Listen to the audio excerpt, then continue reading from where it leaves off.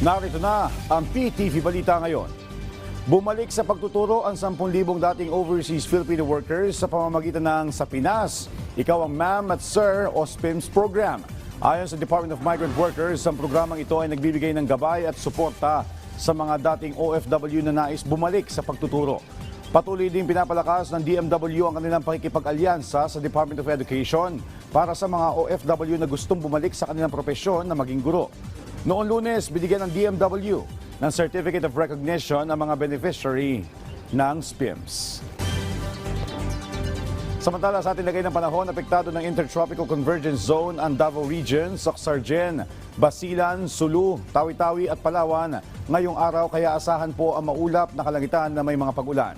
Shearline naman ang sanhi na malakanakang pag-ulan sa Cordillera Administrative Region, Cagayan, Isabela, Nueva Vizcaya, Quirino at Aurora. Easterlies naman ang sanhi ng kalat-kalat na pag-ulan sa Quezon. Maulap naman ang kalangitan na may pag-ulan sa Batanes at Ilocos Norte ang asahan dahil sa amihan. Asahan din ang mga pagbaha at pagguho ng lupa sa mga lugar na malakas ang buhos ng ulan. At yan ang mga balita sa oras ito. Para sa iba pang updates, follow at ilike kami sa aming social media platforms sa @PTVPH. Ako po si Joshua Garcia para sa Pambansang TV sa Bagong Pilipinas.